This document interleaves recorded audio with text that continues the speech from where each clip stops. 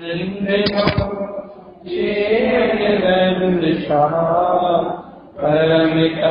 पदवीन्द्र नमियो सिद्ध शुभा गुरुवेश गुपति गुपति ज्ञान सहकार कारण करण समर्थ गुरु संसार विवाह धम्म जो तव जिन वरनी हर फकीर सहजो विनाश भव जो महल ज्ञान करुणो देखो गुरु को धन को साक्षी को वर्णमान।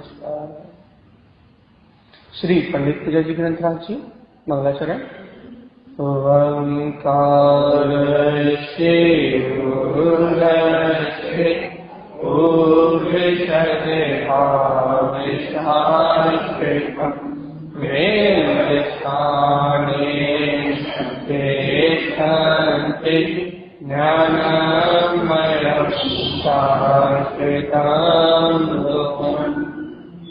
पूरे श्री पंडित पूजा जी ग्रंथादिराज की आचार्य सदगुरु संत तारण लाचार्य जी महाराज की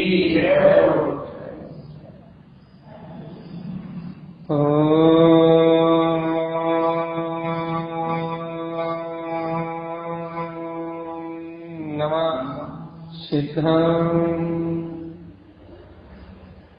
परमात्मा जनवाणी शत्रुवा तारण स्वामी और सर्वज्ञ परमात्मा के अमृत में देशना श्री पंडित पूजा जी ग्रंथादिराज, जहाँ आचार्य जी तारण स्वामी पंडित कौन, सम्यक ज्ञानी कौन और उसकी पूजा कैसे, किस प्रकार से पूजा करता है, इन विषयों को स्पष्ट कर रहे हैं।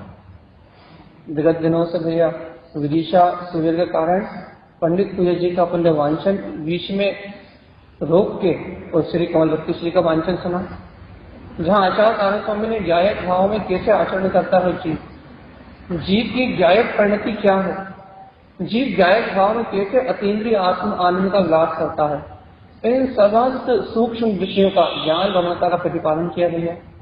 अपन ने कमल भक्ति जी का भी भरपूर आनंद लिया है, सबको सुखद अनुभव हुआ भैया, आनंद की अनुभूति हुई। अब अपन वापस अपनी वांछनीय क्रम प्रारंभ कर रहे हैं।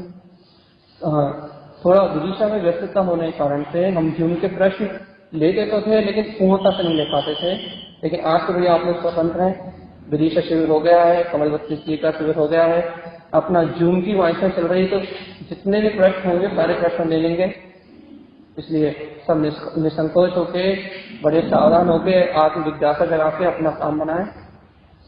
अपना वांछन चल रहा है गाथा नंबर 12। सब सावधान होकर बैठे हुए हैं। शुद्ध आत्मा चेतना है। यहाँ आचार्य तारण स्वामी कह रहा है कि भाई देखो, जो राग में आत्मा है ना, जो द्वेष में आत्मा है ना, तो भाई जीव संसार में भटक रहा है ना। तो अपन क्या कहते हैं कि रागी जीव है, द्वेषी जीव है, मोही जीव है, पापी जीव है, व्यसनी जीव है, कामी जीव है, कर्तव्य भाव वाला है, भोक्तृत्व भाव वाला है, मोह माया वाला है। अपन जीव को नाना प्रकार की उपमाओं से देखते हैं, उसे नाना अवस्थाओं में देखते हैं, कहीं स्त्री अवस्था में देखते हैं, कहीं पुरुष अवस्था में देखते हैं। अपन जीव को नाना अवस्थाओं में स्वीकार करते हैं, लेकिन उन नाना अवस्थाओं में जीव है तो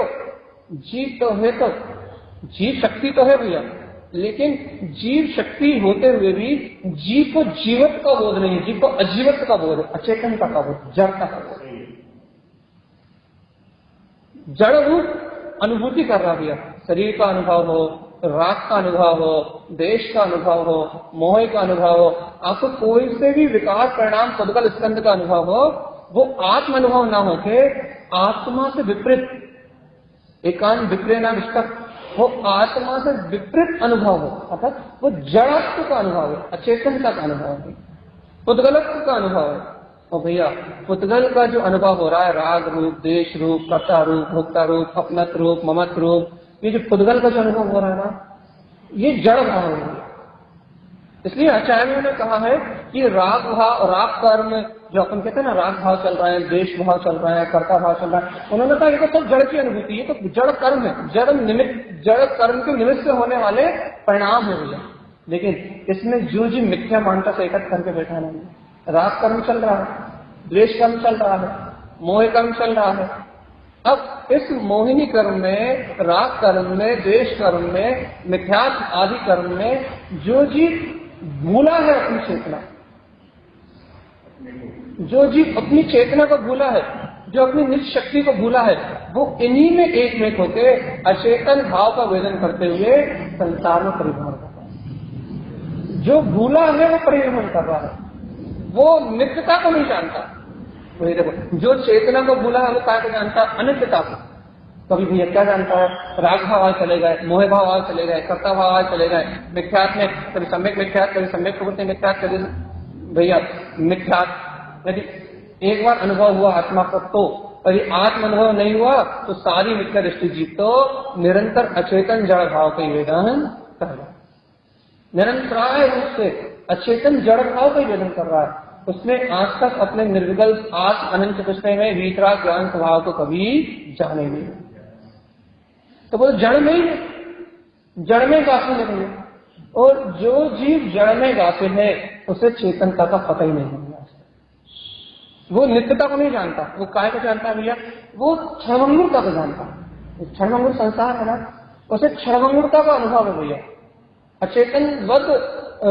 अचेतनवद मिथ्या क्षणभंगुर पर्याय इनका ही अनुभव कर रहा हो, चाहे राग भाव में कर रहा हो, चाहे मोह में कर रहा हो, चाहे कर्ता में कर रहा हो, चाहे सो रहा हो, चाहे जाग रहा हो, चाहे उठ रहा हो, चाहे बैठ रहा हो, चाहे खा रहा हो, चाहे पी रहा हो, चाहे कुछ भी कर रहा हो, निरंतराय रूप से अचेतन जड़ भाव का अनुभव कर रहा, अनित्यता का अनुभव कर रहा, अनित्य पर्याय का अनुभव कर रहा है ना। जो पर्याय उत्पन्न हो रही है, बिला रही है, उदित हो रही है, बिला रही है, उन अनित्य पर्याय का अनुभव कर रहा है, क्षणभंगुरता का अनुभव कर रहा है। तो वो अचेतन में अनुभव है, जड़ में अनुभव है, अनित्यता का अनुभव है। और आचार्य श्रीमद जय नारायण स्वामी 12 नंबर की बात हम उद्घोष करते हैं कि चेतन आत्मा इस अनित्यता, इस जड़त्व, इस कर्म आदि के अनुभव से अलग शुद्ध आत्मा चेतना। जो तेरा आत्मा है वो शुद्ध है और नित्य चेतन स्वरूप है। वो इन क्षणभंगुर विकारी पर्यायों से, अद्भुत पर्यायों से, अनित्य पर्यायों से बिल्कुल अलग है। वो शाश्वत प्रकारी गायत्री भगवान आत्मा है। ये उद्घोष करना है कि शुद्ध आत्मा चेतना नित्यम, क्योंकि शुद्ध आत्मा है और नित्य चेतन स्वरूप है। इस जड़त्व से तेरा कोई अनुभव, कोई संबंध है ही नहीं। इस जड़त्व से तेरा कोई अनुभव नहीं, इस जड़ भाव से तेरी कोई अनुभूति नहीं है भैया। यहाँ आचार्य कारण स्वामी आत्मा को स्वतंत्र कर रहा है, स्वाधीन कर रहा है। क्या कैसे स्वाधीन कर रहा है भैया? अनादि अनंत काल से इस क्षणभंगुर पर्याय के अनुभव में जीव ने अपने आप को भैया रागी देशी रूप, पर्याय रूप अर्थात अचेतन भाव रूप अपने आप को स्वीकार करके अपनी शाश्वत नित्य शक्ति को कभी अंगीकार नहीं किया, कभी स्वीकार नहीं किया, कभी उसकी ओर आगे बढ़ने का अभ्यास नहीं किया। तो क्या करता रहा भैया? कैसा बना रहा है? मूल अज्ञानी जो कैसा बना रहा? अचेतन जड़ भाव में, शरीर भाव में एक होते मिथ्या मान्यताओं के साथ पुद्गल का वेदन करता है। अच्छा एक बात बता दो, यदि एक क्षण के लिए भी तुम्हें चैतन्य का वेदन हो जाए, एक क्षण का बहुत ज्यादा होता है, यदि एक समय के लिए भी चैतन्य का वेदन हो जाए तो जीव उस समय सम्यक दृष्टि में जाता है। उसी समय मिथ्यात्व के 3 टुकड़े हो जाते हैं, उसी समय संसार की सीमा बंद जाती है, उसी समय भैया इस जीव का भैया अधाकरण, अपूर्वकरण आदि परिणामों से संसार की सीमा मर्यादित हो जाती है, अर्ध पुद्गल परावर्तन शेष हो जाता है। यदि एक समय का अनुभव हो जाए, एक समय के लिए यदि तू अपनी चेतनता को जान ले, एक समय के लिए तू अपनी चेतनता को, अपनी नित्यता को पहचान ले, अजर अमर अविनाशी जो अपने वीतराग गायक तक भगवान आत्मा है, यदि एक समय के लिए एक जीव उसे पहचान ले, एक समय की पहचान अनंत संसार को विध्वंस कर देती है। एक समय की पहचान। यहाँ आचार्य कारण स्वामी कह रहा है कि हे चेतन आत्मा, क्योंकि पंडित पूजा है, ज्ञानी की पूजा है, तो आचार्य कारण स्वामी कह रहा है कि हे आत्मन, ज्ञान से ऐसी पूजा रचा, ज्ञान से ऐसी पूजा रचा परमार्थ की, अध्यात्म की रुचि रख के अपने ज्ञान से तुम ऐसी पूजा रचाओ कि ये ज्ञान इन पुद्गल विकल्पों को छोड़ के, अर्थात कर्म वर्णाओं को छोड़ के ये ज्ञान जाने क्या जाने कि शुद्ध आत्मा चेतना नित्यम, कि मेरे अंदर में जो नित्य सत्ता है, शाश्वत सत्ता है, वो मेरी शुद्ध चेतना है।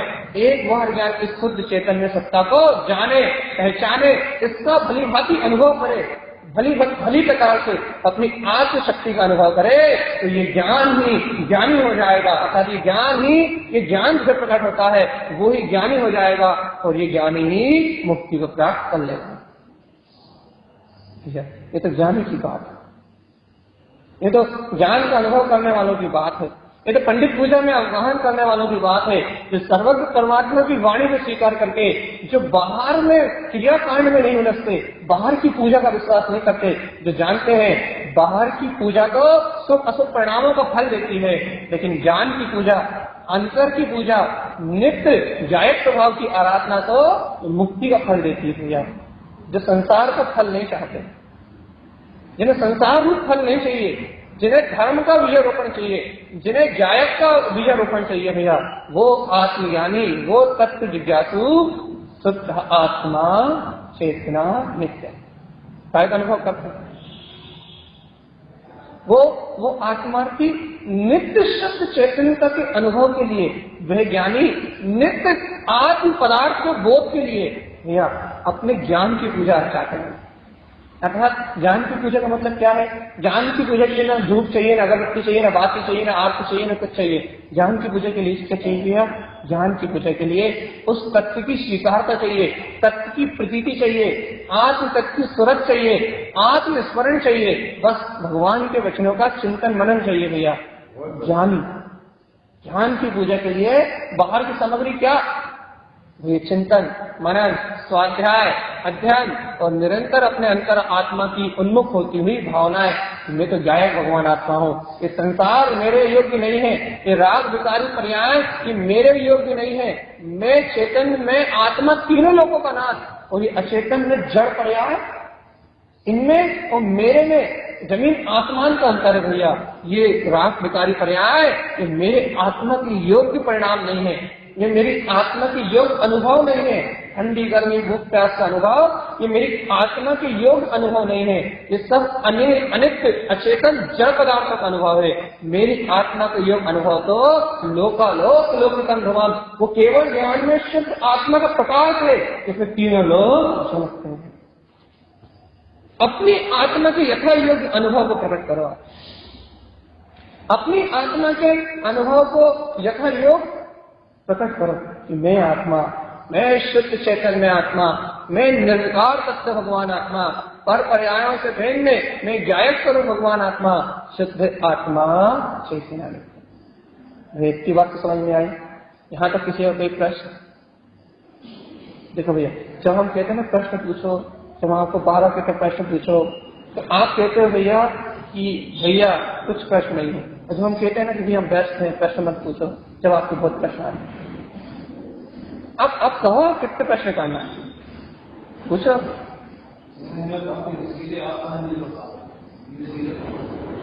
हाँ देखो, अपन यहाँ बैठे हैं ना, ये अपन जिनवाणी सुन रहे हैं ना, यहाँ अपना एकाग्रता का अभ्यास हो रहा है, यहाँ अपना एकाग्रता का अभ्यास हो रहा है। एक बात याद रखो भगवान, मोक्ष मार्ग में कुछ नहीं चाहिए, न क्रिया चाहिए, ना कारण चाहिए, ना आडंबर चाहिए, बाहर की कोई वस्तु नहीं चाहिए। मोक्ष मार्ग के लिए अनंत काल से ये जीव एकाग्रता, इसकी एकाग्रता कायम है भैया पर इंद्रिय दृश्यों में।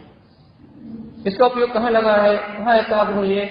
अनित्य अध्रुव अचेतन पर्याय है भैया। यहाँ भगवान की वाणी सुन के, भगवान के वचनों का उपदेश सुन के, यहाँ ध्रुवता के सहकार रूप आत्म एकाग्रता जो प्रकट होती है वो जीव का पुरुषार्थ है, इसके अलावा कोई पुरुषार्थ नहीं।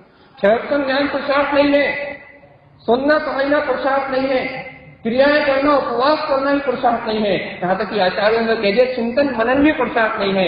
चिंतन मनन से जो एकाग्रता बनती है, आत्म ध्रुव भीतराग पदार्थ स्वीकार होता है, जो अंतरोन्मुख होने का मार्ग बनता है, तत्व का श्रद्धान और ज्ञान प्रकट होता है, उसका नाम पुरुषार्थ है।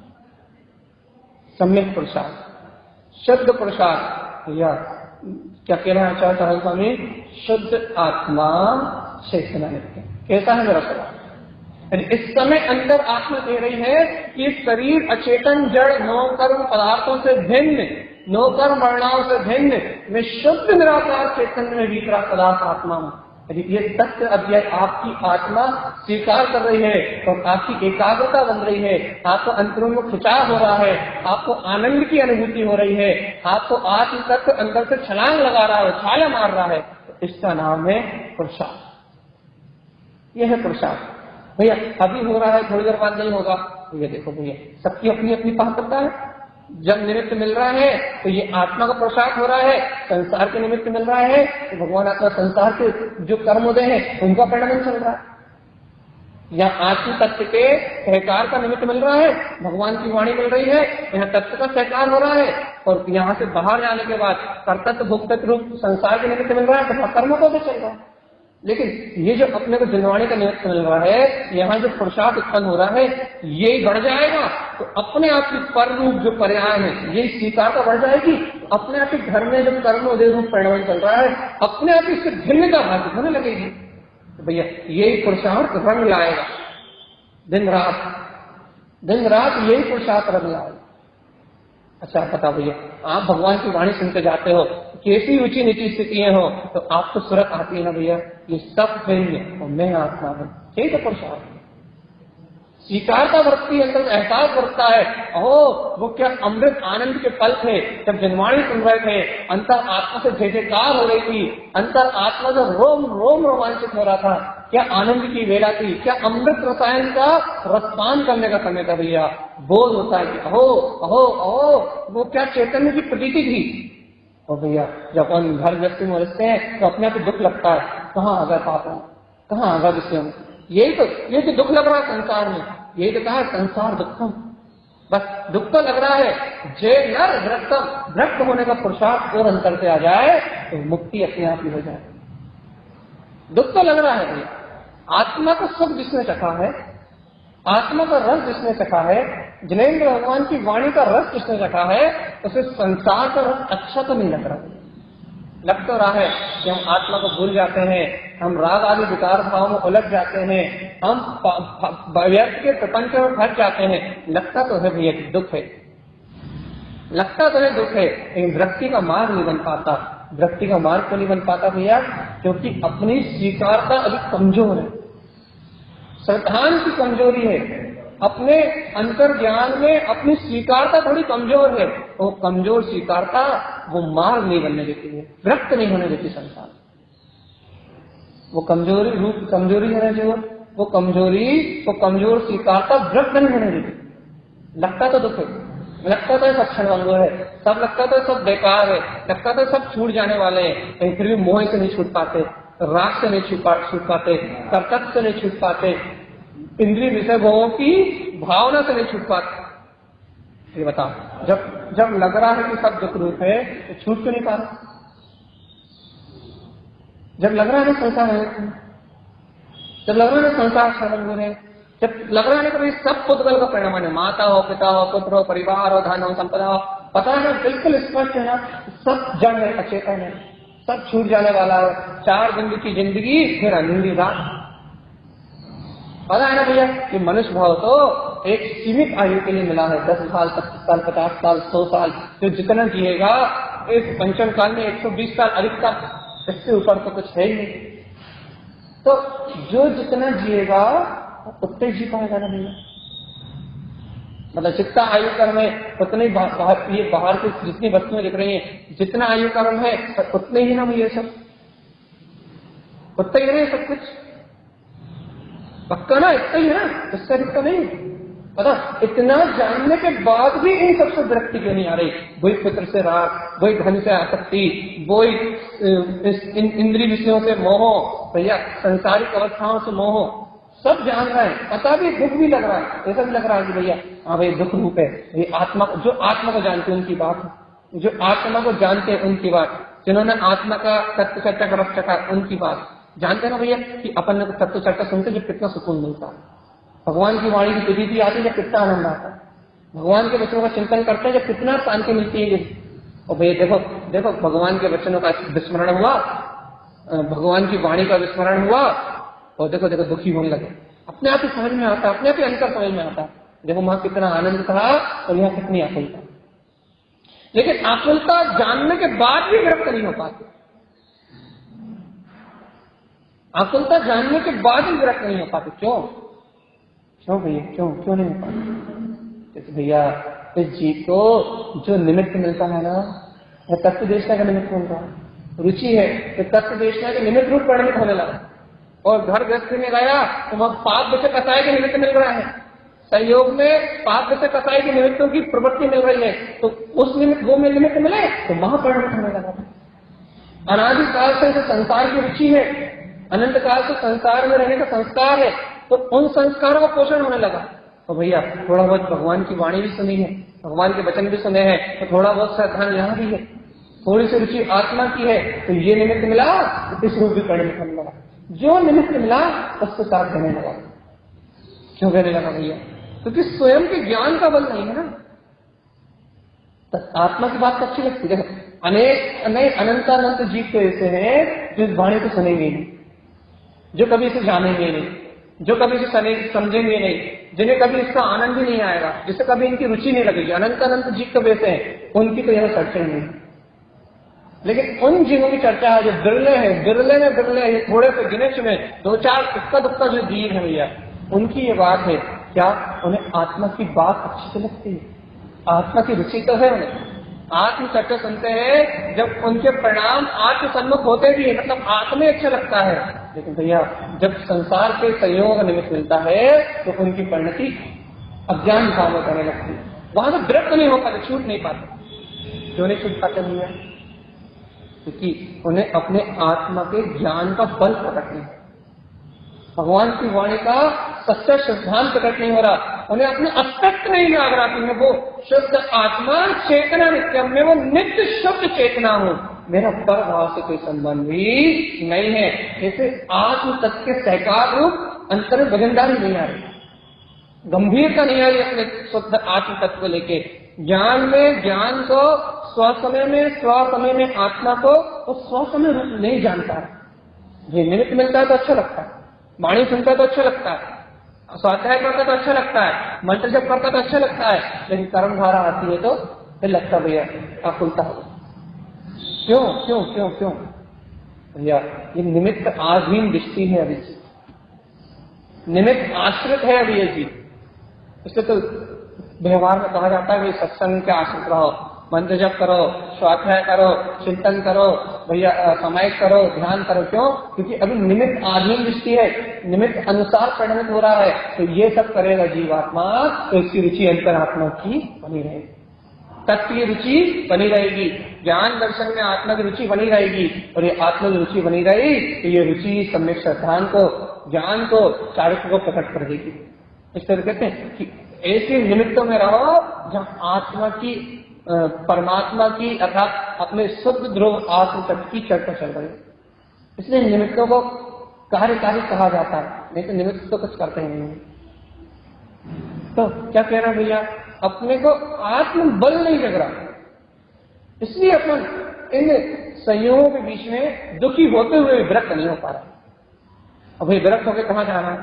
घर थोड़ी छोड़ना, विरक्त होकर उन कर्म धाराओं को स्थान छोड़ के थोड़ी भागना। विरक्त होकर जीव को सबसे पहले ये समझना है कि विरक्त होकर हमें बाहर निमित्तों से भागना थोड़ी ना है, विरक्त होकर हमें अंदर जाना है।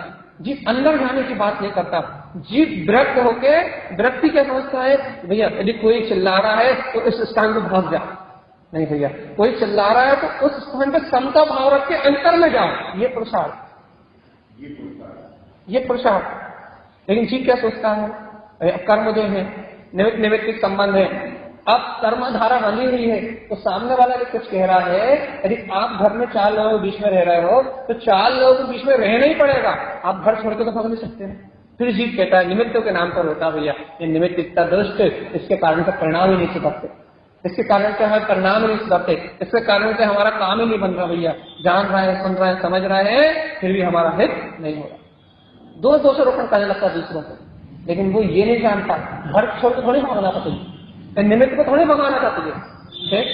भैया निमित्त तो संयोग तो कर्म का उदय है, कर्म की धारा है। तुझे तो संयोग से कर्म की धारा छूट के अलग होना था। विरक्ति का मतलब वो कर्म की धारा से विरक्त होना, वो अज्ञान में परिणमन से विरक्त होना था। भैया यदि सहजता में निमित्त से हट सकते हो तो अच्छी बात है, लेकिन घर में तो रहना ही पड़ेगा ना, घर से तो नहीं हट सकते। एक बार मान लो पड़ोसी कुछ कह रहा है तो पड़ोसी कुछ कह रहा है तो अपन घर के अंदर आ सकते हैं। जितना निमित्त से हट सकते हो उसका तो हट जाएगा। लेकिन जो निमित्त घर में ही बंधे हुए हैं, जो कर्म घर में ही बंधे हुए हैं, जो संयोगों में ही बंधे हैं, उनसे कहां भागते जाओ। ये पड़ोसी चिल्लाएगा तो भैया बुरा निमित्त दूर हट जाए, और लेकिन घर में भी चिल्लाएगा तो फिर कहां जाओ, मंदिर में आकर आओ उनको। भैया इसलिए क्या कह रहे हैं, निमित्ताधीन दृष्टि को छोड़ना है, निमित्ताधीन दृष्टि को छोड़ना है। और जब तक अपन निमित्ताधीन दृष्टि नहीं छोड़ेंगे तब तक अपना हित होने वाला नहीं। अपन निमित्ताधीन दृष्टि को छोड़ना है और भगवान की वाणी को सुन के, गुरुदेव के अमृत में देशना को सुन के, जिनेन्द्र भगवान के अमृत तुल्य उपदेश को सुन के अपने को उस आत्म तत्व का शुद्ध आत्मा चेतना नित्यम, उस आत्म तत्व का सहकार करना है और स्वीकार करना है कि वो शुद्ध आत्मा ही नित्य है। और ये सारी क्षणभंगुर अवस्थाएं, ये राग देश की परिणति है, ये सारे कर्म के उदय, इस क्षणभंगुर विनाशी सब अचेतन भाव है, इनसे और शुद्ध चेतना का कोई संबंध नहीं है। ऐसा गहन गंभीरता से स्वीकार का बढ़ानी है अपने, ऐसा अपने को अपने स्वास्तित्व का बोझ जगाना है, ऐसा अपने को अपनी स्वसत्ता का अहम जगाना है, अपने अस्तित्व को जानना है, अर्थात अपना स्वाभिमान जगाना है। जब अपने को अपने अंतर से स्वाभिमान जगेगा ना तो गुरु महाराज कह रहे हैं, सुनो शुद्ध आत्मा चेतना नित्यम, ये शुद्ध आत्मा नित्य चेतना है। तो फिर क्या करें गुरु महाराज, शुद्ध दृष्टि संबंध हो। क्या करना है फिर, अरे शुद्ध दृष्टि से अपने अंतर आत्मा को देखो और समम ध्वम, समता में परिणाम में रहो, समता में जायक भाव में रहो। ये जायक भाव ध्रुव है, अपना समता का भाव ध्रुव है भाई। समता का भाव मतलब जायक परिणति ध्रुव है अपनी। सम अपने वीतराग स्वभाव अनादि अनंत ध्रुव है, वीतरागता का अभाव आत्मा से कभी नहीं हुआ। जब वीतरागता कभी खत्म नहीं हुई तो प्रकट क्यों नहीं हुई भैया, वीतरागता प्रकट होती है शुद्ध नित्य चेतन में स्वभाव की शुद्ध दृष्टि होने से।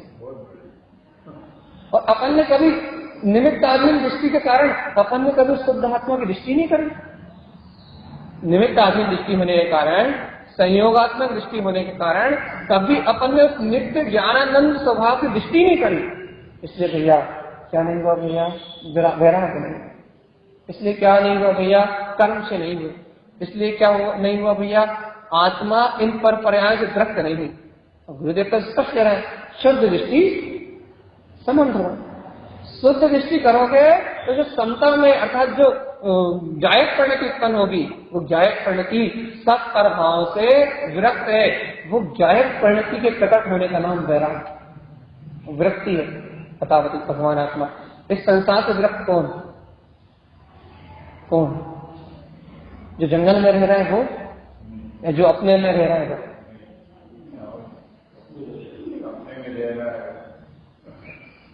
इस संसार से विरक्त वो, जो जंगल में रह रहा है वो नहीं, जो अपने में रह रहा है वो।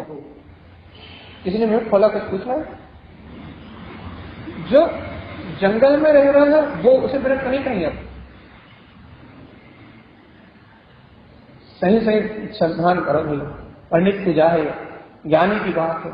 यहाँ मन की संतुष्टि नहीं चलेगी। भैया हमने ये पूजा कर ली, हम मंदिर आ गए, हमने स्वाध्याय कर लिया भैया, हमने 2 शास्त्र पढ़ लिए, हमने 3 शास्त्र पढ़ लिए, हमने 4 प्रवचन सुन लिए, हमने 40 प्रवचन सुन लिए, ये नहीं चलेगा।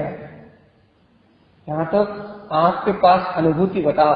अनुभूति मतलब आपका स्वयं का अनुभव। अनुभूति का मतलब वही नहीं होता कि मेरे भीतर का अनुभव हो जाए। अनुभूति का मतलब ये होता है कि आपके जीवन भर का एक्सपीरियंस बताओ, अनुभव बताओ आपका। जीवन भर आपने इंद्रिय विषयों में, पाप जैसे कसाय में जी के देख लिया, अपना अनुभव बताओ कि सुख मिला, नहीं मिला। आपने पूर्ण भोग करके देख लिया, अपना अनुभव बताओ जीवन भर का, संतुष्टि मिली, नहीं मिली। तो कह रहा अब जब जीवन भर का अनुभव है कि जब यहाँ सुख नहीं मिला, जीवन भर का अनुभव कि यहाँ संतुष्टि नहीं मिली, विषय वासनाओं को करके दुर्गतियों के बंध ही बांधे अपन ने, दुर्गति जाने का ही बंध बांधा है। तो जीवन भर का ये अनुभव है जो जीवात्मा अब तो जीना सीख जा, शुद्ध आत्मा चेतना नित्यम। अब तो जीने वाले जीवंत जो अपने चैतन्य स्वभाव है, अब उस नित्य आत्मा अब तो स्वीकार कर लो। अब तो अपना अनुभव बताओ। क्या अनुभव बताओ कि भैया वास्तव में सत्य है कि अचेतन के साथ जीना जीना नहीं, पल पल भाव मरण में मरना है। तो भैया हमारे जीवन भर का अनुभव तो ये कहता है इस भाव मरण से मुक्ति नहीं बल्कि अनंत अनंत कलेश है, अनंत अनंत दुख है। अब अपने जीवन भर के अनुभव से सिद्ध करके खुद बताओ भैया। सिर्फ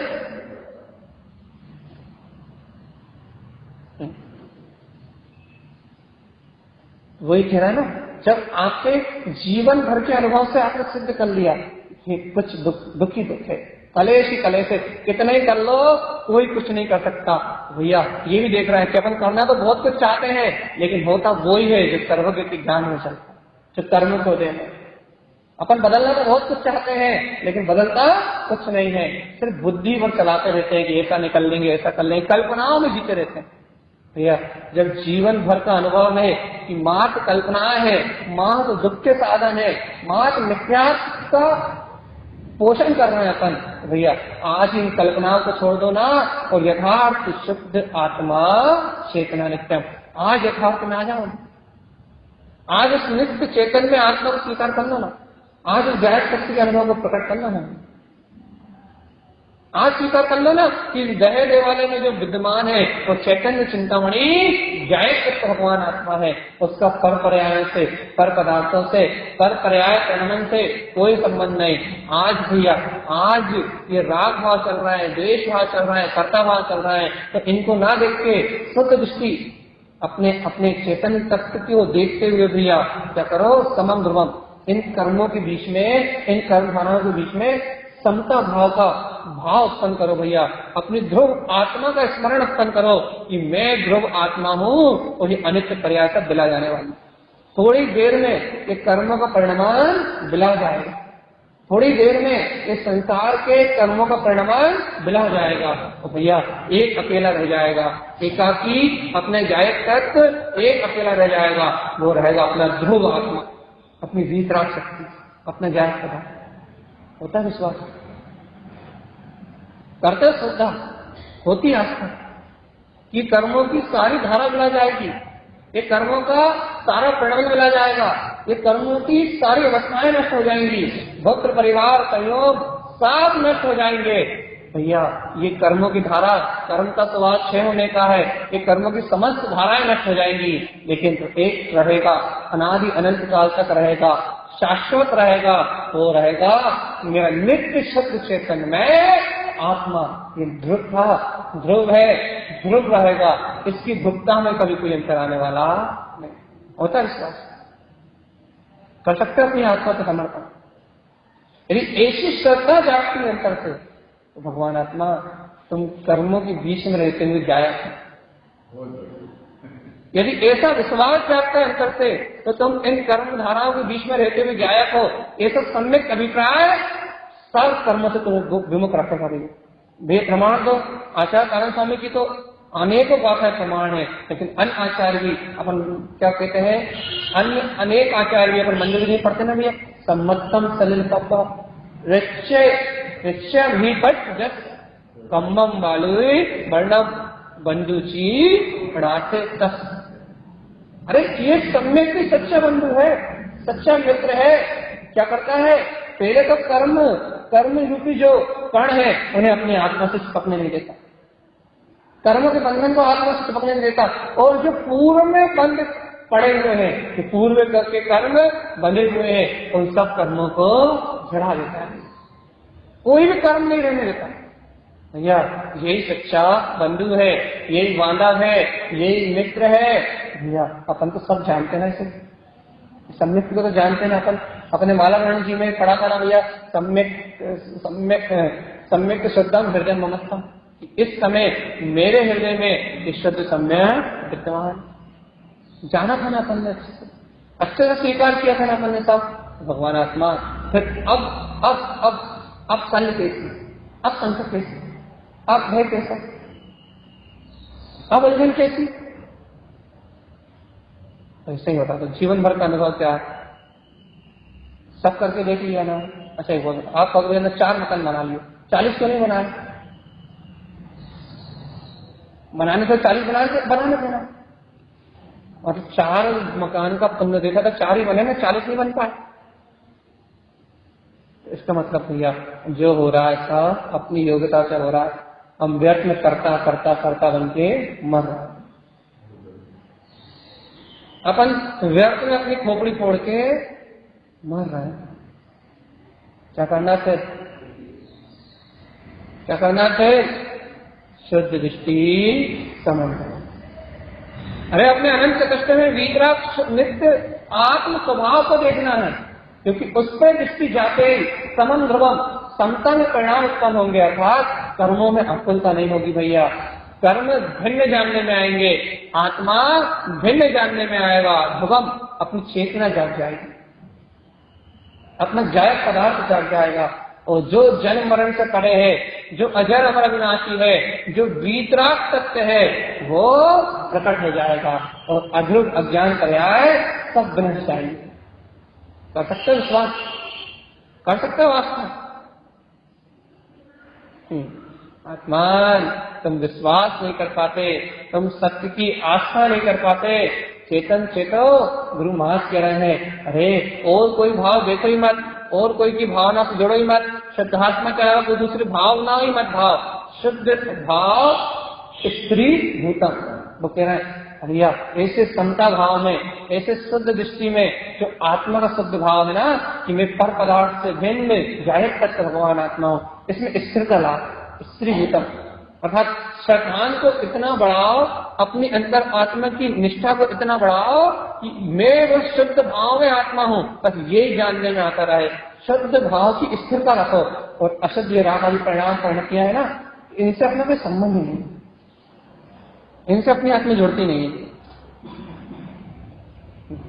ये बताओ, सही से बताओ, विश्वास हो रहा है नहीं हो रहा? यथार्थ में परमात्मा के ये वचन, भगवान की ये वाणी कि शुद्ध भाव स्त्री भूतम, शुद्ध भाव में स्थिर भाव, शुद्ध तत्व की भावना, शुद्ध आत्मा की भावना। तो ये दिन भर भावना भाते, भोजन करना है, दुकान जाना है, बच्चों का पालन करना है, घर गृहस्थी चलाना है, अज्ञान की, राग की, मोह की, विषय की, वासनाओं की भावनाओं में निरंतर उलझे रहते हैं। भगवान क्यों अपने समय शक्ति उपयोग नष्ट करते हैं? क्योंकि जब जो होना है वो हो रहा है, जान रहे हैं भैया। शुद्ध भाव स्त्री भूतम, कि शुद्ध आत्मा की भावना भाने में स्थिर चित्त क्यों नहीं होते भगवान? ये भावना क्यों नहीं चलती दिन रात? ये भाव क्यों नहीं होते? ये देखो, पुत्र परिवार से छूट जाएगा, चाहे कत रहे। शुद्ध आत्मा को प्रकट करने की भावना क्यों नहीं होती भैया?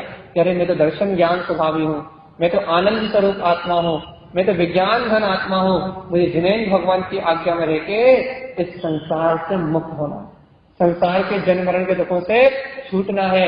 मैं शुद्ध आत्मा मात्र। ऐसे शुद्ध भाव की अर्थात सम्यक श्रद्धान और ज्ञान की स्थिरता का क्यों नहीं बढ़ाते? अपने दर्शन ज्ञान उपयोग की स्थिरता को क्यों नहीं बढ़ाते भैया? दर्शन उपयोग तो निर्विकल्प है, बस ज्ञान उपयोग अंतरोन्मुख हो जाए तो अपने आप ही वो शक्ति दिखाई देगी अपने आप।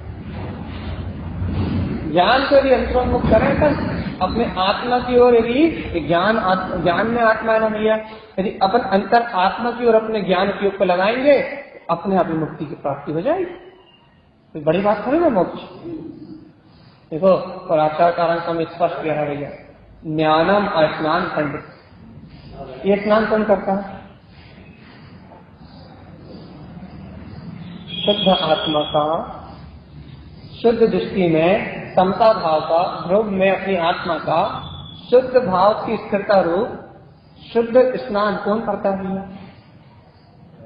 ज्ञानम स्नान पंडित। पंडित ऐसे ज्ञान में स्नान करते हैं भैया।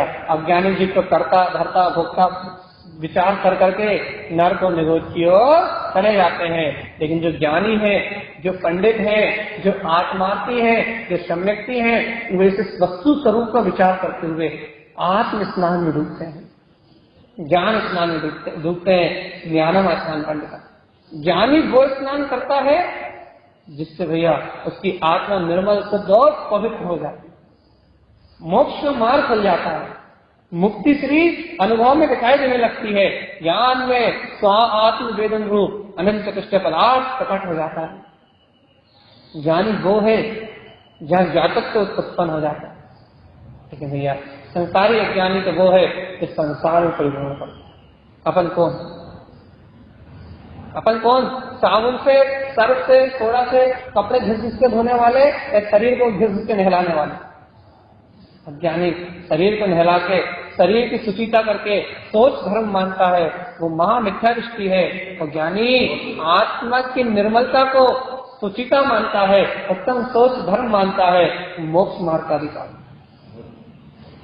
कपड़े घिस के, तन घिस के अपने आप को जैनी मान बैठे हैं, अपने आप को सोला करने वाला मान बैठे हैं, अपन अपने आप को धर्मात्मा मान बैठे हैं। लेकिन ये अज्ञानियों की मानता भैया, आत्मा जिसका उज्जवल हुआ, आत्मा में जिसके सम्यक ज्ञान का उजियारा हुआ, वो जैन धर्म का अनुयायी है, वो जैन शासन में आचरण करने वाला है।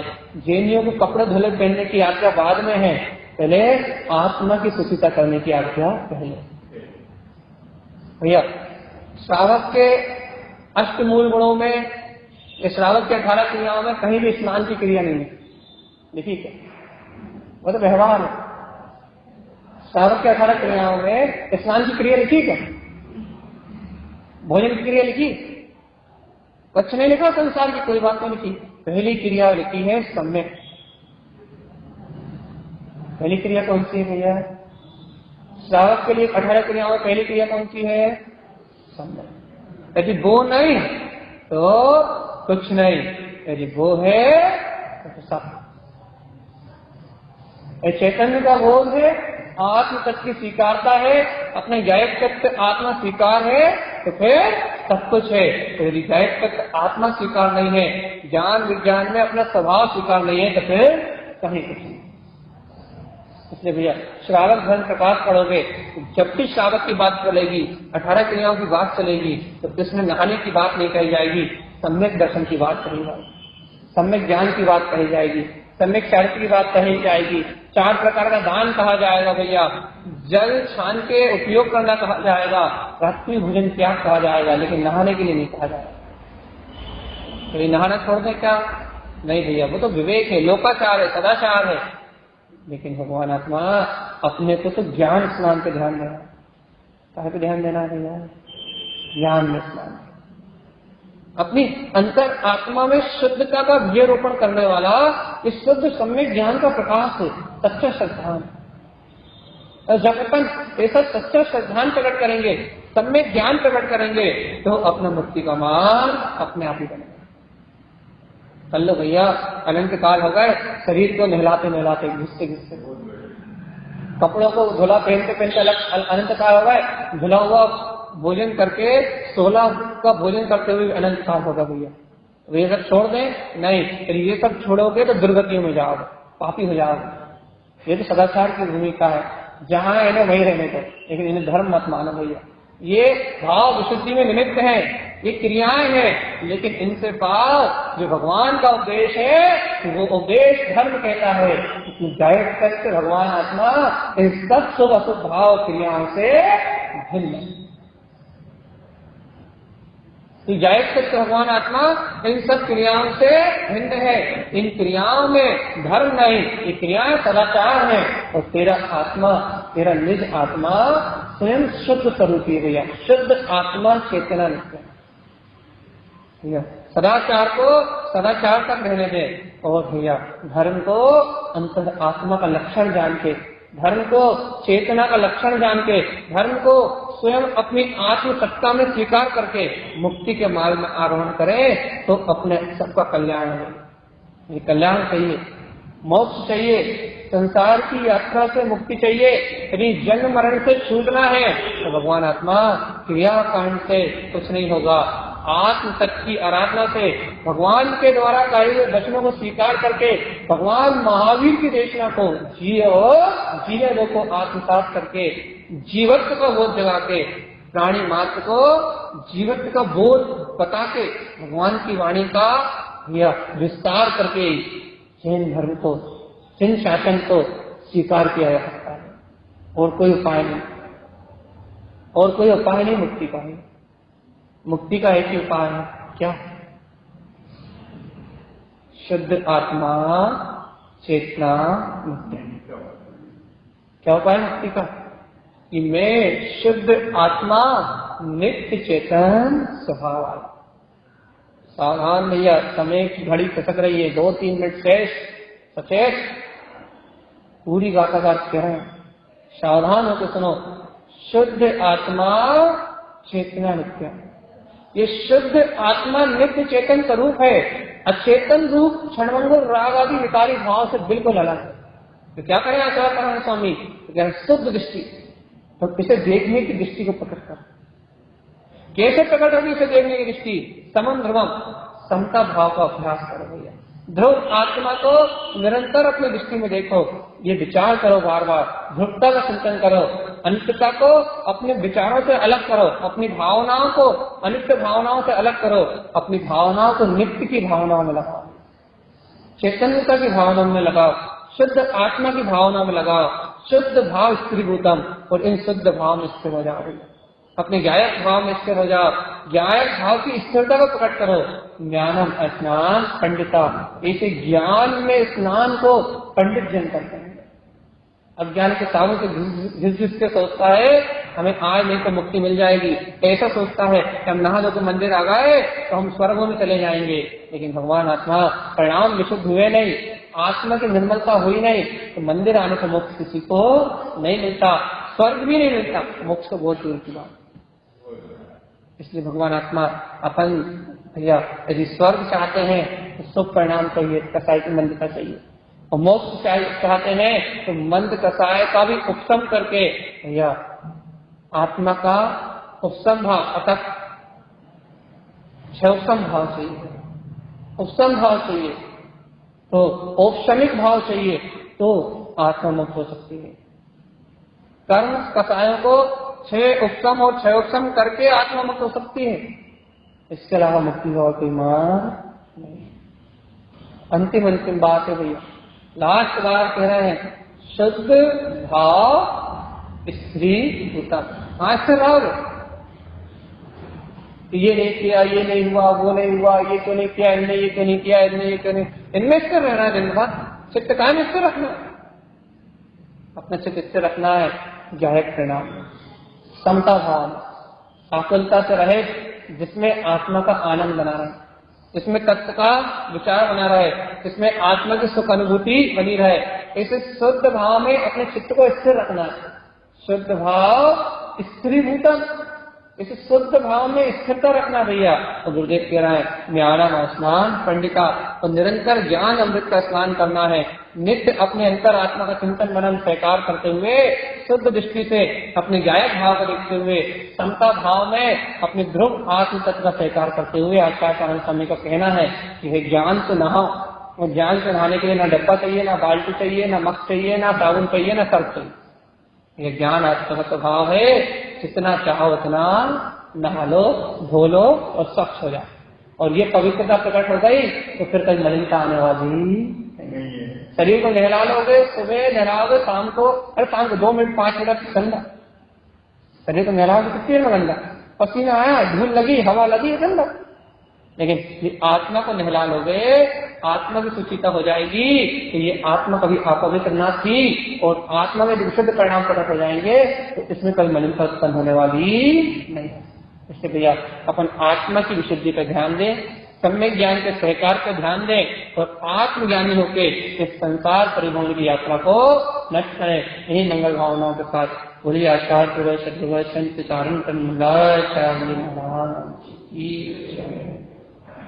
कोई प्रश्न क्या? चलिए जय नमोस्तु। क्या आत्मा के ध्यान करने का साधन है भैया? कुछ नहीं करो, कुछ नहीं करो मतलब मैं करता भरता नहीं, अपनी स्मृति के कर्तव्य के पत्थर को हटा दो, तो आत्मा करना।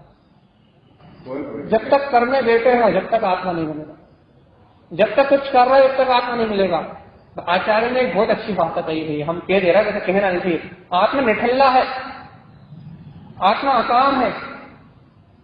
आचार्य तो शब्द है, आत्मा निठल्ला है, आत्मा अकाम है, आत्मा बिल्कुल निठल्ला है, बिल्कुल बेकार है।